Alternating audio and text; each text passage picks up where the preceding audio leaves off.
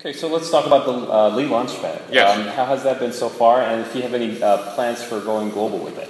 So the Lean Launchpad is a class that I first taught at Stanford University in the engineering school.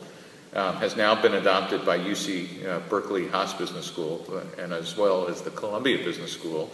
And then in 2011 was adopted by the U.S. National Science Foundation to teach scientists and engineers. And what it really is simply a class that takes students, forms them in teams, and from day one has them constructing a business model diagram, building their product in the class, whether it's hardware or software, and then getting out of the building and marching through who are our customers, can we create demand, what's the channel, etc. And if you're building a web-based product, the goal is in 8 weeks to get orders.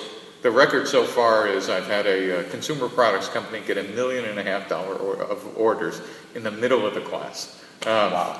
And, that's phenomenal. And in the last class that just finished, 21 hardcore science and engineering teams. I mean, things making graphene and chlorine sensors and, real science and engineering. We would have been happy if 3 out of the 21 teams would have decided to move forward as a company. And we were kind of stunned and a little embarrassed that 19 out of the 21 have decided to continue forward to get funding and become entrepreneurs. And in this case, they weren't 21-year-old software web people. They were, average age was 46-year-old full professors at universities. So I think we might have discovered a process that's pretty exciting and fun. Absolutely. I think that has a great potential overseas as well. I think so too. So I think there's nothing U.S.-centric about the process. The only thing that's U.S. and Silicon Valley-centric is what we have in Silicon Valley, which is now actually more of a state of mind than it is what we physically do here. It's the peninsula that extends south from San Francisco to a city called San Jose.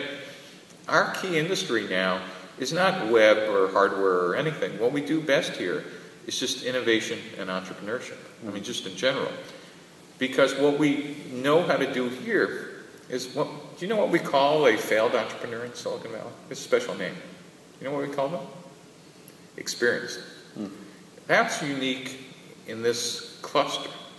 It's even unique in the United States. We don't call them failures. We call them experience. And so the only limitation in expanding entrepreneurship overseas is there a culture that accepts that failure equals experience? 2 is there a culture that's willing to adopt commercially new technologies? And are there markets sufficient to support them? And if those 2 conditions exist, then you have the beginning of something exciting.